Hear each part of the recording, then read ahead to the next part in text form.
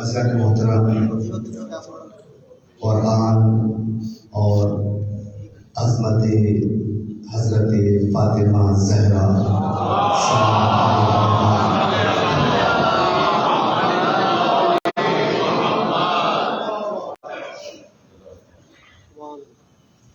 سلسلہ گفتگو اپنی دوسری منزل پر ہے اور کوشش یہ کروں گا کہ آج اپنی گفتگو کو مکمل کر دوں، لیکن بہرحال وہی والی بات ہے کہ تشریح باقی ہے، آپ کی بھی اور میری بھی۔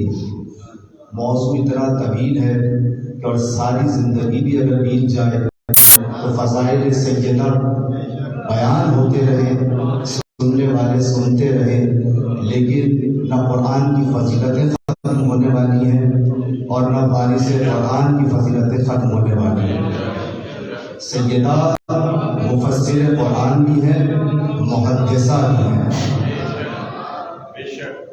سیدہ محدثہ بھی ہیں اور مفسر قرآن بھی ہیں، سیدہ بھی ہیں، رازیہ بھی ہیں، مرثیہ بھی ہیں، تفسیر قرآن بھی ہیں، بھی تفسیر ہے اور مفسر قرآن بھی ہے، جان مصطفیٰ ہے، دلیل توحید پروردگار ہے۔ مجھے فرمایا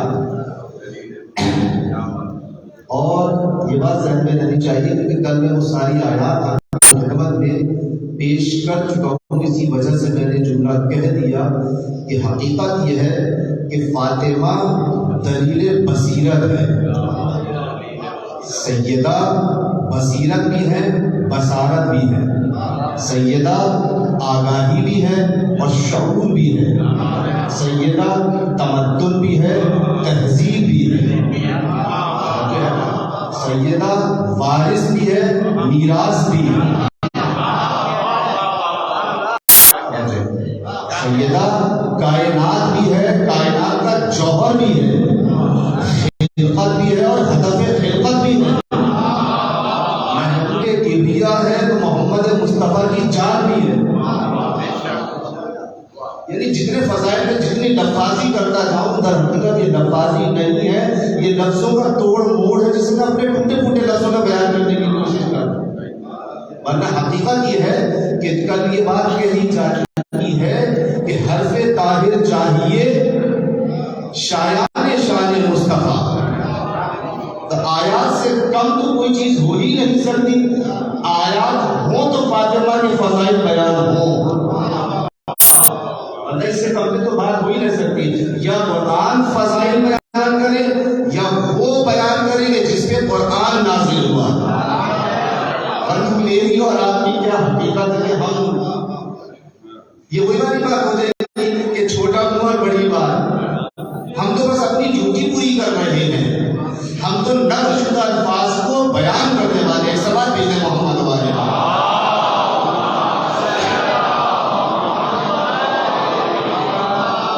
لیکن آپ کو پریشان نہ میں تلقی طرح وقت آپ ان کا زیادہ نہیں ہو،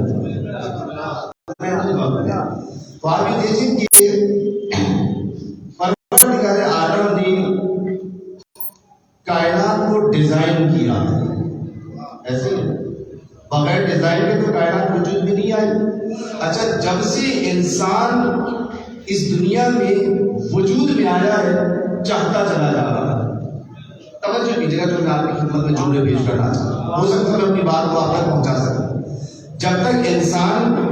جب سے انسان نے اس زمین پر قدم رکھا ہے وہ چاہتا چلا جا رہا ہے، یا یوں کہہ دوں کہ یہ زندگی آرزوؤں کا مرکز ہے، تمناؤں کا مرکز ہے، یہ ٹھاٹھے مارتا ہوا خواہشات کا سمندر ہے، اور اگر یہی خواہشات نہ ہوں، یہی آرزویں نہ ہوں تو زندگی پھیکی ہو کے رہ جاتی ہے۔ آپ دیکھیں کہ جب سے انسان پیدا ہوا ہے چاہتا چلا جا رہا ہے، اور عجیب بات یہ ہے کہ آپ جو چیز چاہتے ہیں آپ کی چاہت سے پہلے آپ کی چاہت کو پورا کرنے والے اسباب اس کائنات کے خزانے میں پہلے سے موجود ہوتے ہیں۔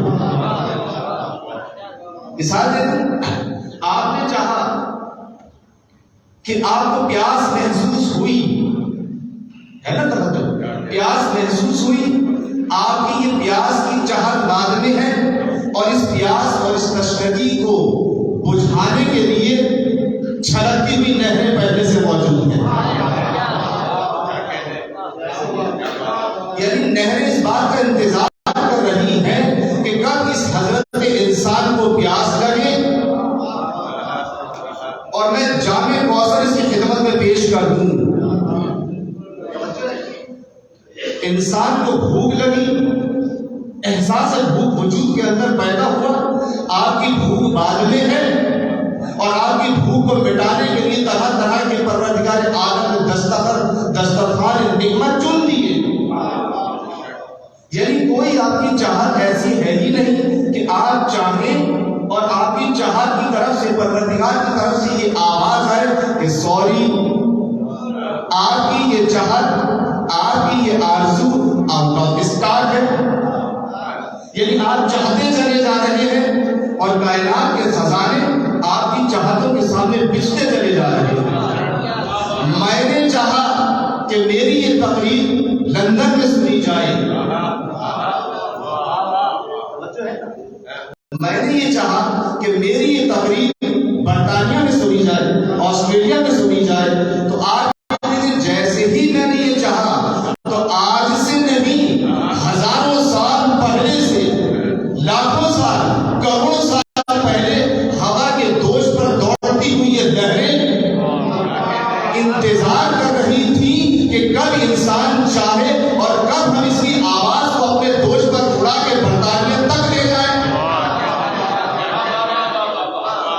یعنی یہ میری چاہت کا انتظار کر رہی تھی. اس کا مطلب یہ ہے کہ پروردگار عالم نے جو یہ اسباب بنائے ہیں یا جہاں زندگی کو ڈیزائن کیا ہے، یا تو یہ سارے اسباب میری چاہتوں کے لیے بنائے، یا تو یہ سارے اسباب، یہ کھانا، یہ پینا، یہ غذا، یہ دسترخوان، یہ پھل، یہ فروٹ، یہ نعمتیں، یہ خوش میوے، یہ پانی، یہ شربت، یہ مشروبات کس لیے؟ یہ ہوائیں، یہ کس کے لیے؟ یا تو یوں کہہ دیا جائے کہ یہ سب کچھ پروردگار نے اس لیے بنایا میں چاہتا چلا جاؤں. اس کا مطلب یہ ہے، ورنہ آپ یہ دیکھیں کہ یہ بھی تو ہو سکتا تھا کہ میں پیاس سے کی تشنگی کی شدت سے تڑپ کے مر جاتا، اور بلک بلک کے پیاس سے تڑپ کے مر جاتا، اور پروردگار عالم کے خزانے میں کہیں پانی کا وجود نہ ہوتا. لیکن پروردگار عالم کو یہ بات برداشت نہیں ہے کہ میرا بندہ ایک لمحے کے لیے بھی پیاسا رہ جائے. تو کتنا قریب ہے وہ پروردگار. ابھی آپ یہ دیکھیں اس کی قریب کا اندازہ تو لگائیں کہ ابھی بچے نے ماں کی آغوش میں آ کے آنکھیں کھولی نہیں ہے، لیکن ماں کے سینے میں کوثر و تسنیم پہلے سے موجود. توجہ فرمائیں. یعنی آپ یہ دیکھیں کہ اس بچے کو کس نے بتایا کہ بھوک انسان جب وجود میں آئے گا تو بھوکی ہوگی یہ زندگی، پیاسی ہوگی وہ زندگی. ماں کے سینے میں کس نے یہ کوثر و تسنیم اتار دی؟ تو اب آپ اندازہ لگائیں کہ وہ مالک، وہ خالق کہ جو انسان کی اتنی سی بےتابی کو برداشت نہیں کر سکا اور ایک لمحے کے لیے اس نے زندگی کو پیاسا نہیں چھوڑا، زندگی کو بھوکا نہیں چھوڑا، تو کتنا قریب ہوگا وہ پروردگار کہ جہاں جیسی ضرورت پڑی انسان کو ویسی ہی نعمتیں مہیا کرتا چلا گیا، ویسی ہی اس کے لیے اسباب مہیا کرتا چلا گیا. اس کا مطلب یہ ہے، اب میں آپ سے یہ سوال کروں گا کہ اس کا مطلب یہ ہے، یہ طے پا گیا کہ جو آپ چاہتے گئے وہ کائنات کے خزانے میں پہلے سے موجود تھا. یہ بتائیے آپ نے پہلے چاہا کہ میری آواز پہنچے یا لہریں پہلے سے موجود تھیں؟ لہریں پہلے سے موجود تھیں. بتائیے آپ کی پیاس پہلے ہے یا پانی کا وجود پہلے ہے؟ پانی کا وجود پہلے ہے. میری بھوک پہلے ہے یا بھوک کو مٹانے والے اسباب پہلے ہیں؟ نہیں، اسباب پہلے ہیں. اس کا مطلب یہ ہے پروردگار چاہتا یہ ہے کہ دیکھو جو کچھ تمہاری زندگی کے لیے ضروری تھا ہم نے اسے پہلے بنایا، ہم نے اسے پہلے بنایا. اور یہ اور بات ہے کہ چاہے لینے والے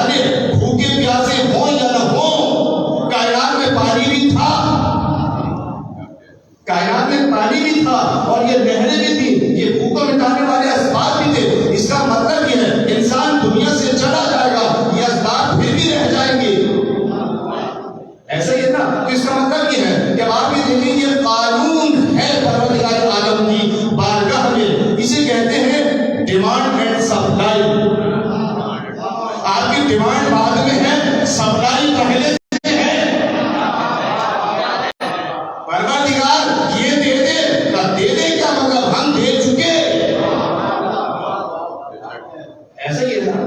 دیکھیں ڈیمانڈ اینڈ سپلائی یہ فلسفہ ہے جو پڑھایا جاتا ہے یونیورسٹیوں میں, ہمیں افضلائی میں ملتا ہے. یہی تو معرفت سیدہ, انہی کا تو نام ہے.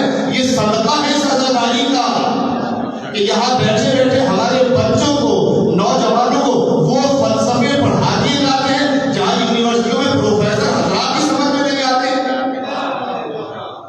توجہ ہے نا. اس کا مطلب یہ ہے ایک یہ ہے ڈیمانڈ اینڈ سپلائی. تو آپ یہ بتائیے کہ ڈیمانڈ پہلے ہے یا سپلائی پہلے ہے؟ سپلائی پہلے. اچھا یہی کام آپ میونسپلٹی بھی کرتی ہے.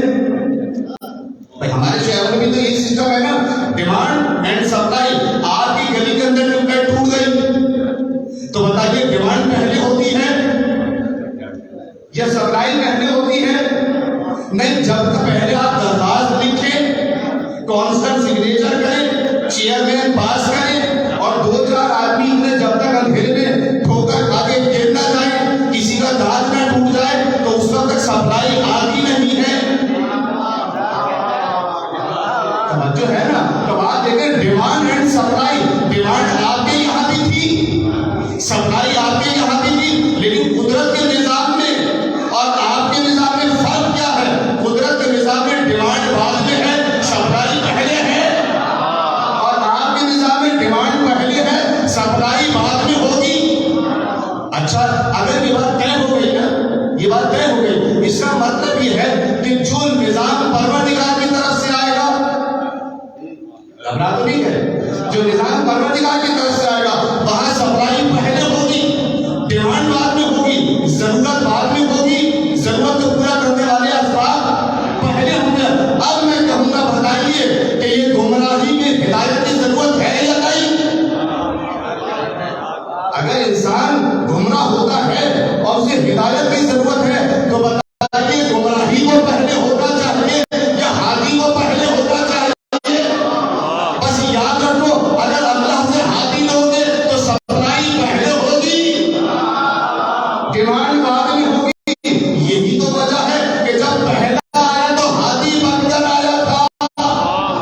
ابھی دنیا میں کوئی انسان نہیں ہے, ہدایت لینے والے نہیں تھے, لیکن جب پہلا ہادی بھیجا پروردگار عالم نے, آدم کو بھیجا تو ہادی بنا کے بھیجا. کیوں؟ پروردگار بعد میں بھیج دیتا کہ یہ ہماری ادائے, ہماری ادا کے دامن میں چھوڑا جائے گا.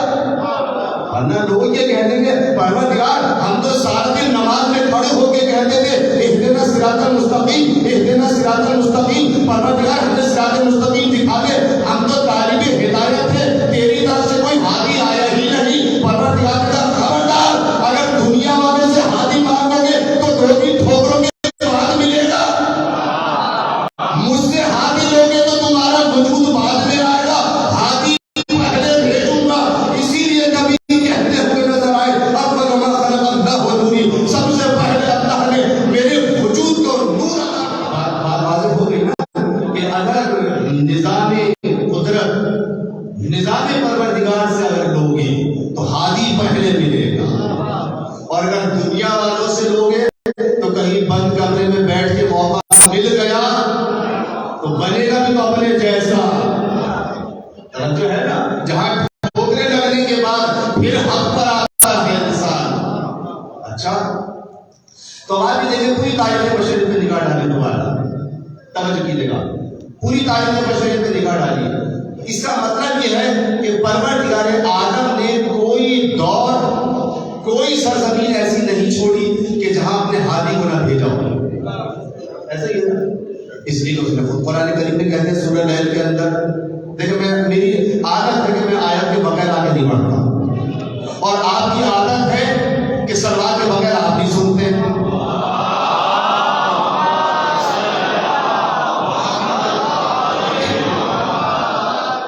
ولایت کا حق تو یہی ہے نا.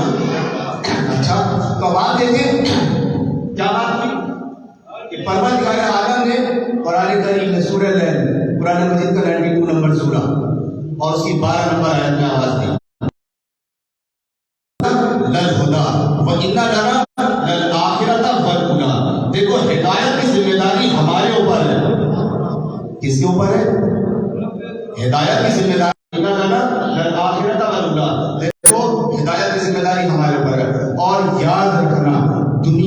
اور آخرت کا انتظام ہمارے اوپر ہے. تم کر دو جو کچھ تمہیں کرنا ہے. آؤ تو وہاں پر بیٹھ کے وہیں کرنا، پھر ہم بتائیں گے تمہیں. نبی کی صورت میں ہو، لیکن ایک چیز پہ آپ نے غور کیا یا نہیں کیا مجھے نہیں معلوم، لیکن اگر نہیں کیا ہے تو اب کریں گے.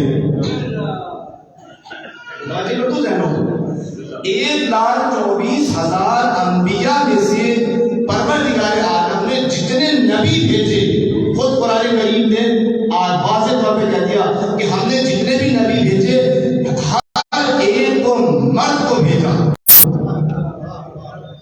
کسے بھیجا؟ مرد کو بھیجا ہے، عورت کوئی نبی نہیں بن گیا ہے. توجہ ہے نا؟ کوئی عورت، یہ پروردگار عالم نے یہ نبیوں میں کسی ایک عورت کو نبی نہیں بنایا. کبھی سوچا آپ نے؟ اچھا نبی نہیں بنایا، رسول بنا دیتے. رسول بھی نہیں بنایا. صاحب شریعت کتاب بنا دیتا، صاحب شریعت کتاب بھی نہیں بنایا. وارث کتاب بنا دیتا، وارث کتاب بھی نہیں بنایا. وصیت نبی بنا دیتا. حضرت موسیٰ فریاد کرتے ہوئے نظر آ رہے ہیں، پروردگار اپنے فضل سے، اپنے گھر سے میرے بھائی ہارون کو، موسیٰ بہن کے لیے درخواست کرتے تھے، زوجہ کے لیے درخواست کرتے تھے، پروردگار میری زوجہ کو بنا دے. حضرت ابراہیم کی زوجہ تو بڑی لائق تھی. لیکن آپ بھی دیکھیں تو میں کہہ دوں اس کا مطلب یہ ہے کہ 1,24,000 نبیوں میں پروردگار عالم نے ایک بھی عورت کو منصب نبوت نہیں دیا. ایسا ہی ہے نا؟ کیوں نہیں دیا؟ کبھی سوچا؟ اس کا مطلب یہ ہے کہ اسلام یہ چاہتا ہے کہ عورتوں کو کوئی حق نہیں دیا جائے. دنیا کے سارے نظاموں کی طرح حالانکہ آپ یہ دیکھیں، اگر آپ یہ کہتے ہیں کہ جناب عورت کی حکومت کبھی کامیاب نہیں ہو سکتی، ایسا ہی ہے نا؟ اس لیے نبی نہیں بنایا کہ عورت کی حکومت کبھی کامیاب نہیں ہو سکتی. ایسا ہی ہے. حالانکہ آپ دیکھیں، اگر آپ خواتین کا کردار دیکھیں تاریخ بشریت میں، تو آپ کو ایسی ایسی عورتیں ملیں گی، ایسی ایسی خواتین ملیں گی جیلار کہ جنہوں نے منصب کو سنبھالا، حکومتیں کی اور لشکر کے لشکر لے کے چلی. توجہ کیجیے گا. اچھا اگر آپ یہ کہیں کہ عورت کی حکومت کبھی کامیاب نہیں ہو سکتی، تو ذرا مردوں کو بھی دیکھ لیجیے. مرد کامیاب ہے، ہماری حکومت کامیاب ہے، مردوں کی ہے نا. یا تو کوئی عورت حکومت نہیں کر رہی، مردوں ہی کی حکومت ہے نا. بتائیے مردوں کی ہے یا مردوں کی ہے؟ بھائی جو جہاں کوئی مسئلہ حل نہ ہو، کیونکہ مردوں میں اور مردوں میں یہی تو فرق ہے. میں مردوں کے سامنے گفتگو کر رہا ہوں تو سلوات بھی پڑھ رہے ہیں،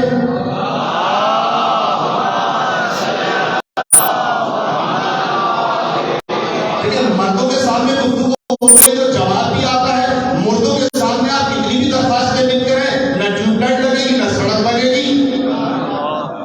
تو یہ تو فیصلہ آپ کو کرنا ہے کہ آپ نے مردوں کو ووٹ دیا تھا یا مردوں کو ووٹ دیا تھا. توجہ ہے نا؟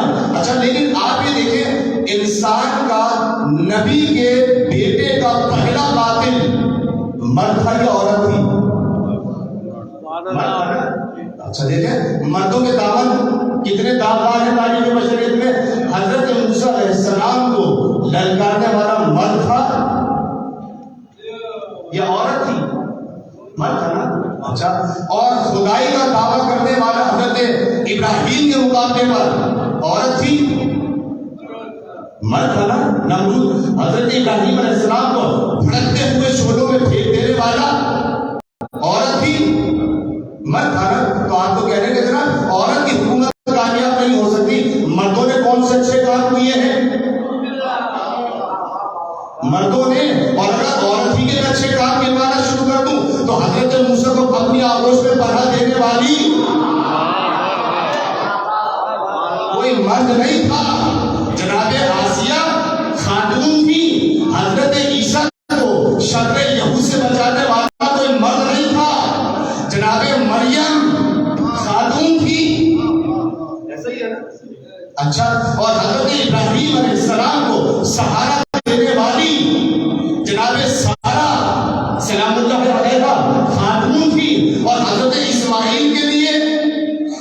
کے لیے دوڑنے والی، صفا و مروہ کے بیچ میں بھاگنے والی مرد نہیں تھا، خاتون تھی، اور سب سے بڑھ کر پیغمبر اسلام کو سہارا دینے والی خدیجہ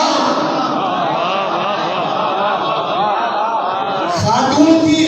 مطلب ایک جملہ کہہ دوں کہ اگر یہ ایک خاتون نہ ہوتی تو دنیا تہذیب تصدیق میں نہ بدلتی، اسلام کی غربت امیری میں تبدیل نہ ہوتی، پیغمبر کو سہارا نہ ملتا، اور اسلام کے ٹکڑوں پہ پلنے والے، عجیب بات تو یہ ہے کہ اسلام کے ٹکڑوں پہ پلنے والے مرد تھے، اور اسلام کے سارے اوپر اپنی دولت خرچ کرنے والی خاتون تھی، مرد نہیں تھا۔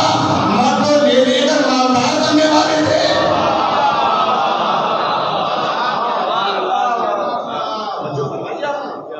تو بتائیے، لیکن اس کے باوجود پروردگار عالم نے نبی نہیں بنایا، کسی خاتون کو نبی نہیں بنایا۔ تو میں کہہ دوں کیا اسلام کی پالیسی یہ الگ ہے کہ نہیں؟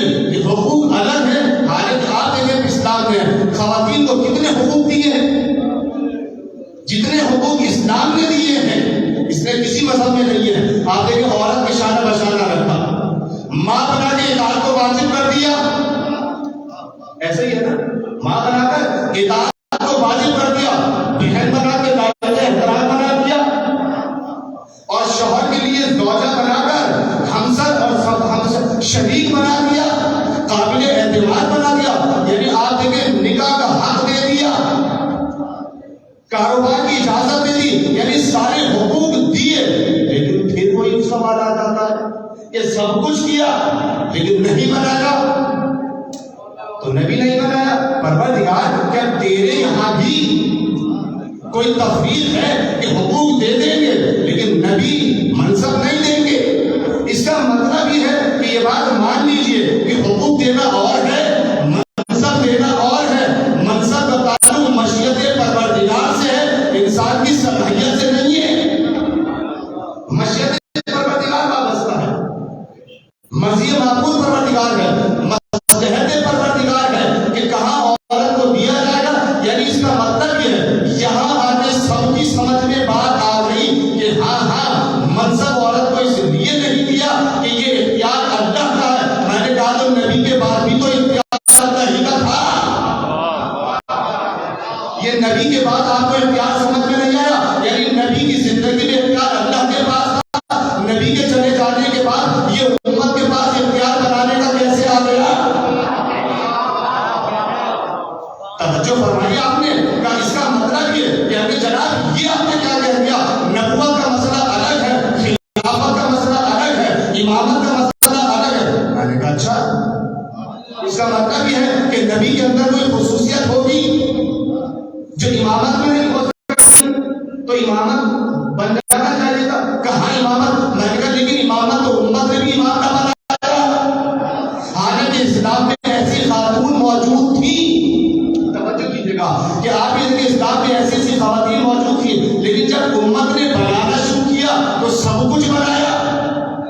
پیغمبر کی زوجہ کو ہی خلیفہ بنا دیا ہوتا، امام بنا دیا ہوتا، سب سے لائق احترام تھی، ایسا ہی ہے نا۔ اگر آپ یہ کہتے ہیں کہ نہیں جناب اس لیے نہیں بنایا جا سکتا تھا کہ جس وقت پیغمبر اسلام کا انتقال ہوا ہے، وفات ہوئی ہے، دنیا سے گئی ہے، حضور جب دنیا سے گئے تو حکومت اسلامی چاروں طرف سے نرے آٹا میں تھی، دشمن تاج میں بیٹھا ہوا تھا۔ میں نے کہا اچھا یہ بات اگر آپ اس وجہ سے خاتون کو نہیں بنایا تو یہ بات جناب میں جناب سیدہ کے بارے میں تو سوچ سکتا ہوں کہ وہ کبھی لشکر لے کے نکلی نہیں، لیکن آپ کے پاس تو ایسی خاتون بھی تھی جو لشکر لے کے میدان تک آ گئی، پھر انہیں خلیفہ کیوں نہ بنایا، رہبر کیوں نہ بنایا؟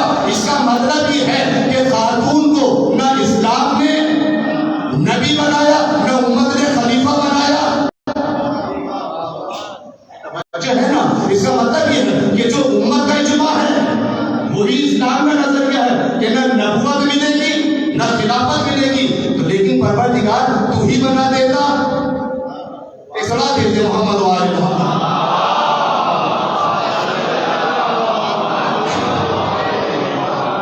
میں بہت تیزی سے پڑھ رہا ہوں آگے۔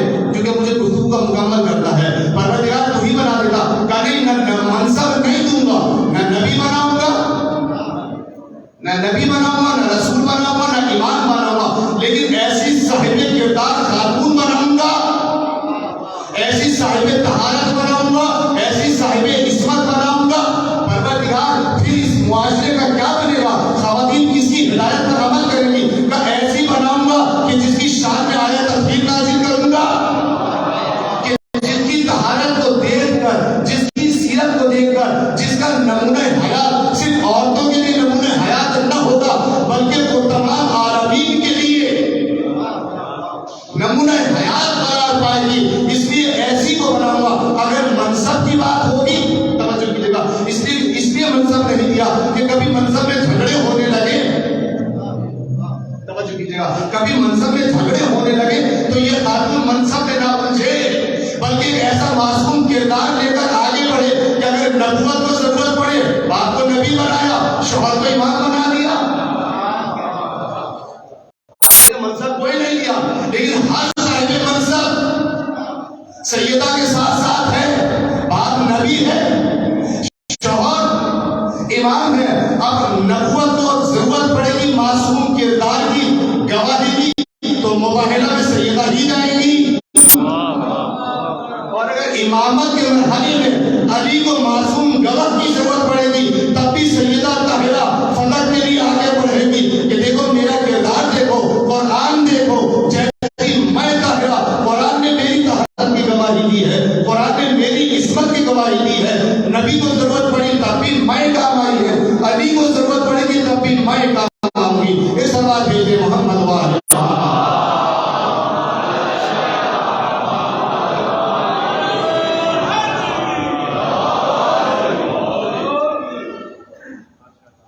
ایک اور سوال کیجیے۔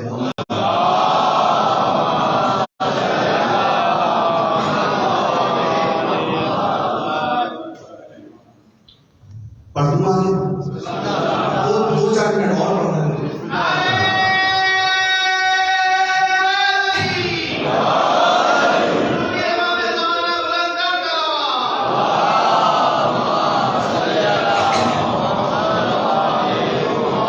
حضور سرور کائنات نے کیا فرمایا تھا کہ فاطمہ کا کوئی کفر نہیں ہو سکتا، اگر علی نہ ہوتے تو فاطمہ کا کوئی کفر نہ ہوتا، آدم سے لے کر اور قیامت تک آنے والے انسان ہو گئے، ایسا ہی ہے نا، کوئی بشر نہیں ہوتا جو ان کا کفر قرار پاتا۔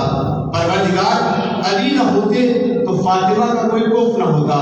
اب دیکھیں، میں آپ کے سامنے بات بیان کرنا چاہتا ہوں، جب پروردگار عالم نے اپنے نبی کو فاطمہ زہرا سلام اللہ علیہا کو ہدیہ کیا تو کہاں بلا کے ہدیہ کیا؟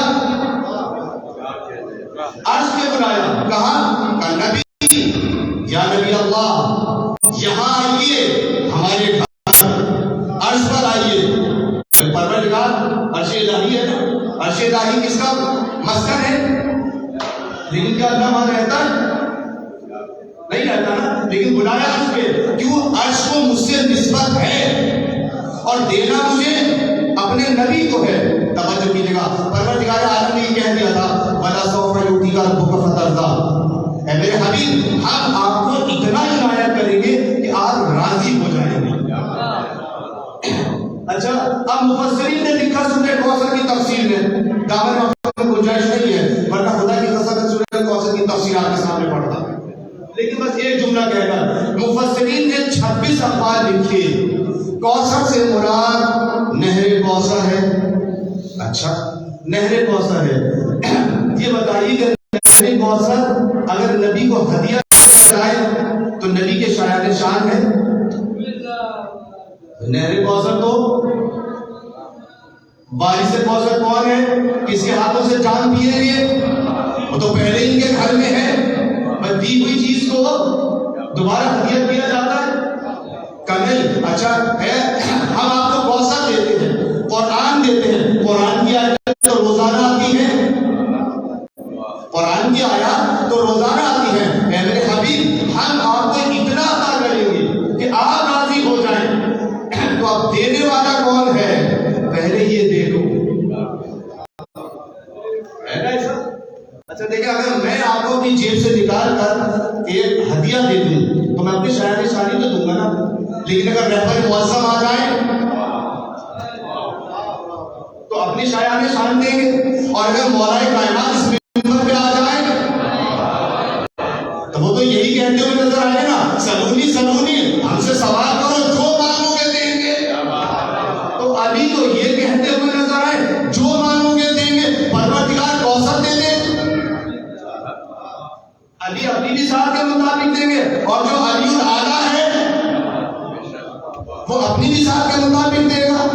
ایسا ہی ہے نا، تو جو دینے والا ہے وہ بھی بے مثال، اور دیا کسے جا رہا ہے؟ دیا کسے جا رہا ہے؟ آدم کو، حضرت موسیٰ کو، حضرت ابراہیم کو، حضرت موسیٰ کو، حضرت عیسیٰ کو، کہ نہیں، دینے والا بھی بے مثال، لینے والا بھی بے مثال۔ تو پروردگار اگر تم نے ایسے ہی کوثر دے دی، توجہ کیجیے گا، اگر آپ مجھے سائیکل ہدیہ کر دیں، یہ میری شاعر میں شاعر ہے بھائی، یہ کیا کیا آپ نے مولانا صاحب کو سائیکل پہ لے کے جا رہے ہیں؟ توہین ہے نا۔ اچھا، تو اگر نبی کو بھی ایسے ہدیہ دے دیا جائے تو یہ کیا توہین نبوت نہیں ہو جائے گی؟ پروردگار نے کہا وَلَا سَوْفَ يُؤْتِيكَ، ہم تمہیں ایسا دیں گے یرزا، آپ راضی ہو جائیں گے۔ تو پیغمبر آپ کس پہ راضی ہوں گے؟ کہ جیسا تو بے مثال، ہدیہ بھی ایسا ہی بے مثال دے دے، کہ اِنَّا أَعْطَيْنَاكَ الْكَوْثَرَ، ہم تمہیں فاطمہ دیں گے، اور بلا کے بھی ایسی جگہ دیں گے جہاں کوئی نہ آیا، وہاں پیغمبر کو بلائیں گے۔ یعنی مقام بھی بے مثال، ہدیہ بھی بے مثال، لینے والا بھی بے مثال، دینے والا بھی بے مثال۔ توجہ فرمائی آپ نے؟ اچھا، جب بلا دیا وہاں پر، پروردگار اگر علی نہ ہوتے تو فاطمہ کا کوئی کفر نہ ہوتا، کہ ہاں یہ ہمارے نبی نے کہا ہے۔ تو جب فاطمہ کو عرش پہ بلایا اپنے گھر، تو خدا کی قسم اگر فاطمہ کا کفر بھی اپنے گھر سے نہ دوں،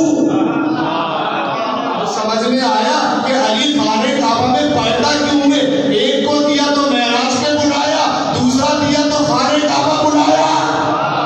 اور یہ حقیقت ہے کہ جب خانہ کعبہ سے مولا علی کو دیا ہے تو ابو طالب لے کے نہیں آئے تھے، پیغمبر پہنچے تھے، لاؤ علی، لاؤ پروردگار عالم کی جانب سے، لاؤ فاطمہ بنت اسد، لاؤ چچی جان، ہمارا ہدیہ ہمیں دے دو۔ یہ فلی نہیں آئے ہیں، یہ فاطمہ کا کف آیا ہے۔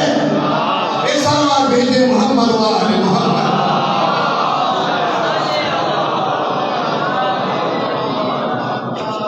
بس زیادہ مطلب دامن وقت میں گنجائش نہیں، میں آخری جملہ بیان کر کے اپنی بات کو ختم کر دوں۔ صحیح مسلم کے اندر روایت ہے، توجہ کیجیے، فاطمہ بزتم بنتی، اور عجیب روایت ہے، صحیح مسلم کے بھی اور صحیح بخاری کے اندر بھی روایت موجود ہے۔ بہت تیزی سے مختصر بیان کر رہا ہوں۔ روایت کیا ہے؟ روایت ہے مخرمہ، مسور ابن مخرمہ سے یہ روایت ہے۔ توجہ کیجیے گا، کتاب فضائل الصحابہ میں، اور اس میں جو باب باندھا گیا ہے فضائل فاطمہ الزہرا، اس میں یہ روایت 61 نمبر باب ہے۔ توجہ کیجیے گا، کیا کہا ہے کہ ان اللہ، توجہ فرمائیے گا، نبی کریم صلی اللہ علیہ وسلم نے فرمایا، قال نبی صلی اللہ علیہ وسلم فاطمہ بزتم منی من اغضبها اغضبنی، فاطمہ میرا ٹکڑا ہے، جس نے فاطمہ کو غضبناک کیا اس نے مجھے غضبناک کیا۔ توجہ کیجیے گا، آج اس روایت کو میں نئے انداز سے بیان کر رہا ہوں۔ میں یہ سمجھتا ہوں کہ اگر بزرگوں نے شاید سننا ہو، لیکن نوجوانوں نے اس سے پہلے اس بات کو نہیں سنا ہوگا۔ روایت کیا ہے؟ فاطمہ بزتم منی من اغضبها اغضبنی، جس نے فاطمہ کو غضبناک کیا اس نے مجھے غضبناک کیا۔ اچھا، اور دوسری روایت ہے مستدرک علی الصحیحین کے اندر، حاکم نیشابوری نے اس روایت کو نقل کیا ہے۔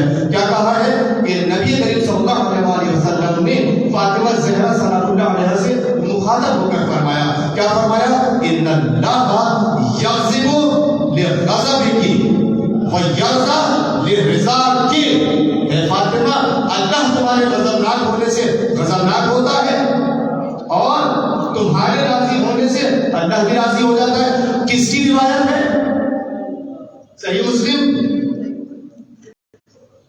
صحیح بخاری، مستدرک علی الصحیحین، تینوں کتابوں کے حوالے دے دیے، جا کے چیک کر لینا. کتابیں کس کی ہیں؟ میرے مطلب کی نہیں ہے، میرے مسلک کی نہیں ہے، اور روایت مستند ہے، صحیح السند روایت ہے. اگر صحیح نہ ہوتی تو صحیح بخاری میں کیوں آتی؟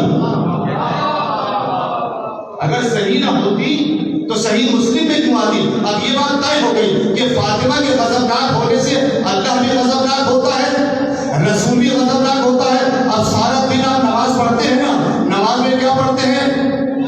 اهدنا الصراط المستقیم صراط الذین انعمت علیہم غیر المغضوب علیہم ولا الضالین. پروردگار ہمیں ان کی راہ پہ چلا کہ جن پر تو نے اپنی نعمتیں نازل کی، ان پر نہ چلانا جن پہ تو نے اپنا غضب نازل کیا، جن پر تو غضبناک ہوتا ہے. یا اللہ یہ سارا دن تو نے ہم سے یہ کلمہ پڑھوایا ہے کہ دعا منوائی ہے، پانچوں وقت پڑھو، 10 مرتبہ پڑھو، سارا دن یہ کہتے رہو کہ جس پر تو غضبناک ہوتا ہے ہمیں ان کی راہ نہیں چاہیے. پروردگار تو غضبناک کس پر ہوتا ہے؟ کہ آؤ صحیح بخاری پڑھو، صحیح مسلم پڑھو، کس میں غضبناک ہوا؟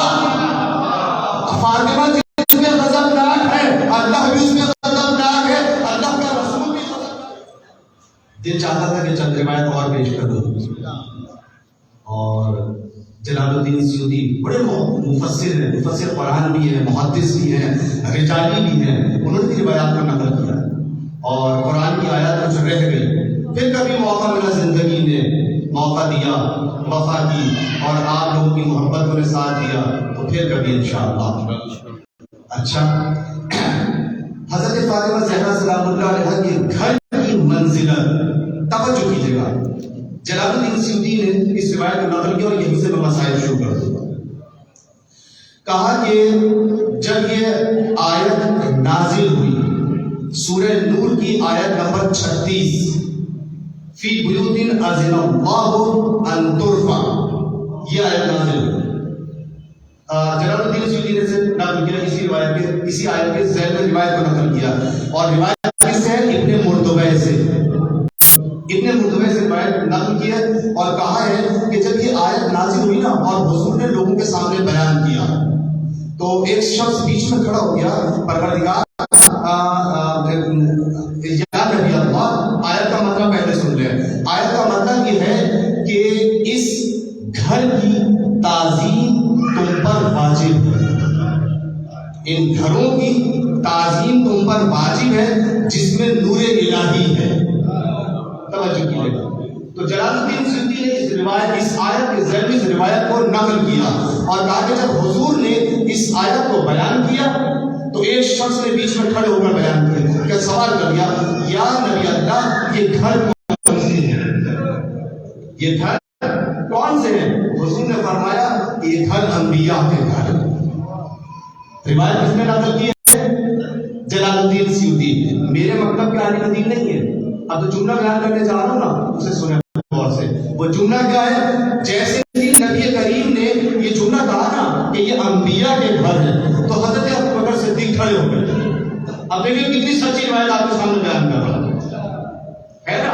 اچھا، کھڑے ہو گئے حضرت ابوبکر اور کہا کہ یا نبی اللہ، علی اور فاطمہ کے گھر کی طرف اشارہ کر کے کہا، قاما الیہا، کھڑے ہو گئے اور سوال کیا ان کے گھر کی طرف اشارہ کر کے، کیا یہ گھر بھی انہی گھروں میں شامل ہے؟ تو نبی نے کیا کہا؟ جواب سنیں گے نبی کا. حضور کا جواب یہ ہے کہ ہاں ہاں، نہ صرف کہ یہ گھر ان میں شامل ہے بلکہ بہترین اور ان سے افضل ہے. آج کہنا اس کا مطلب یہ ہے کہ حضرت ابوبکر بڑے موقع پر کھڑے ہوئے اور بتا دیا کہ دیکھو نبیوں کے گھر سے جس کا گھر افضل ہو تو اس کے گھر میں رہنے والا نبیوں سے افضل نہ ہوگا تو کون ہوگا؟ توجہ فرمائی آپ نے. اچھا، اب دیکھو یہی وہ گھر تھا. توجہ بس میں بات کو ختم. یہی وہ گھر ہے کہ جس کے دروازے پر نبی کریم آ کر سلام دیا کرتا.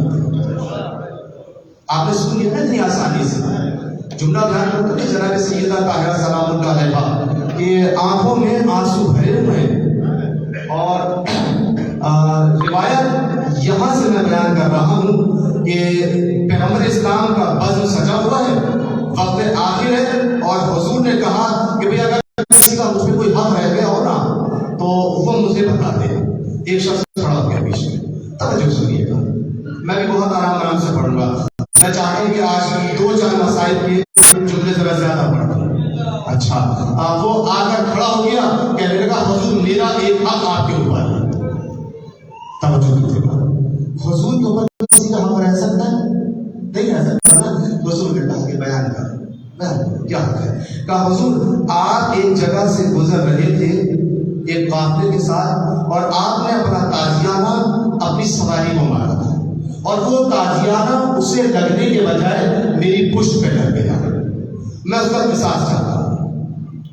توجہ تو نہیں ہے، میں قصاص چاہتا ہوں۔ حضور نے جناب سلمان کو بلایا قریب، کہا سلمان جاؤ سیدہ کے گھر سے میرا تازیانہ لے کر۔ خود تازیانے کا نام سن لینا یہ آسان کام نہیں تھا۔ سلمان پہنچے دروازے پر اور سلام کیا، اے بی بی تازیانہ چاہیے۔ تازیانہ کا نام سن کے بی بی پریشان ہو گئی، اے سلمان خیر تو ہے، میرے بابا میں تو تاج سفر نہیں ہے، یہ تازیانہ کس لیے؟ سلمان نے، اور بس سلمان اس موقع پر یہ بیان کر دیا کہ بی بی ایک شخص نے اس موقع پر کھڑے ہو کر اپنے قصاص کا مطالبہ کر دیا، بس قصاص کا نام آنا تھا کہ جناب سیدہ غش کھا گئی کہ اسے میرے بابا کی بیماری کا خیال نہیں ہے۔ میں کہوں گا اے بی بی ابھی تو آپ نے تازیانے کا نام سنا ہے تو آپ غش کھا گئی، اگر کربلا میں ہوتی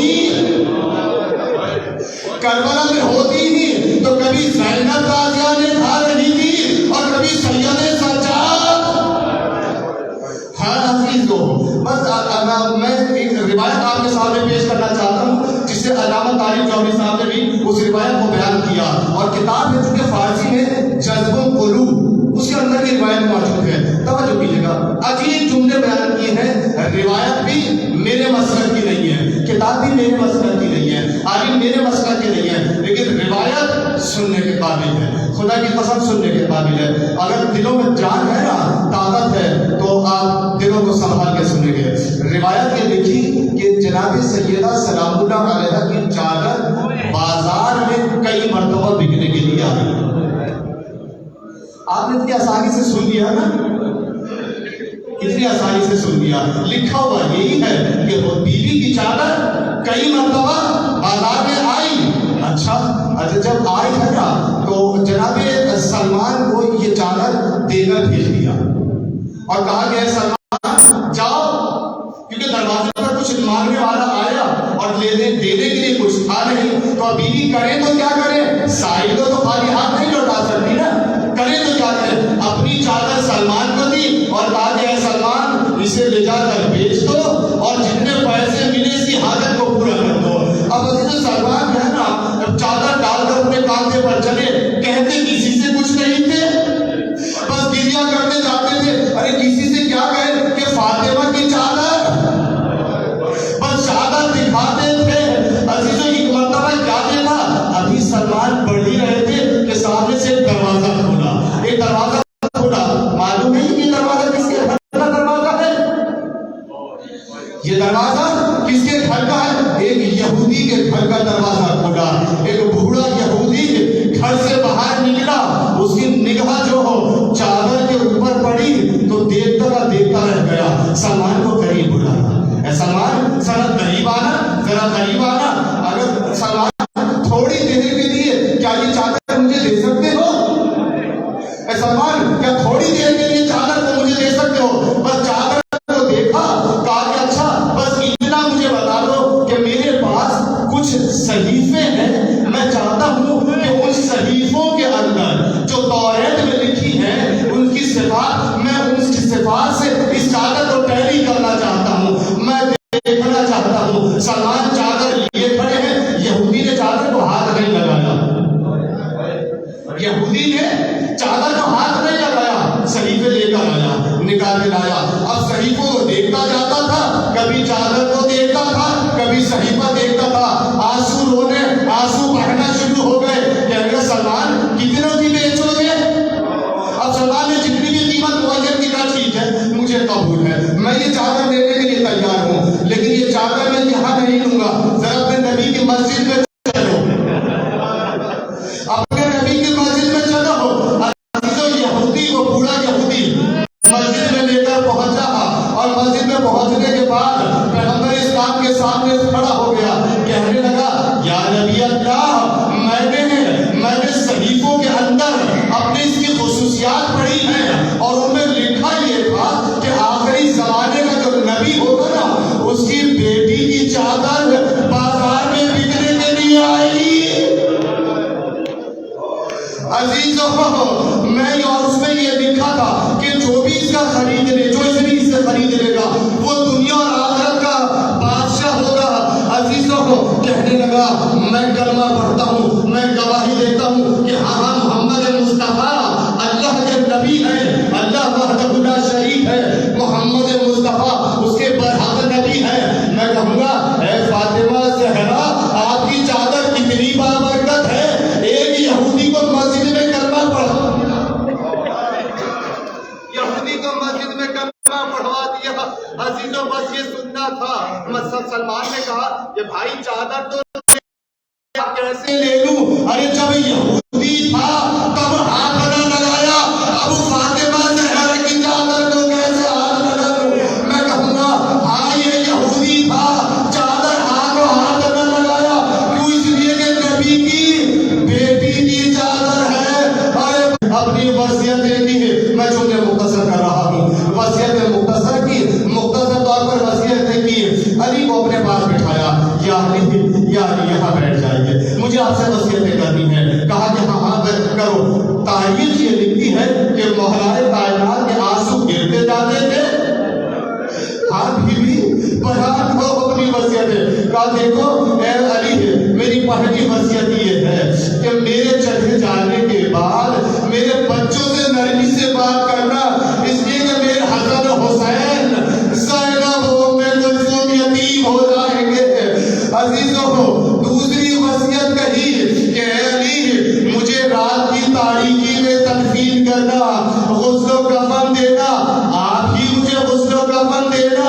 میں کہوں گا ہاں یہ بھی آپ نے وصیت لکھوا دی، اور پھر ایک اور وصیت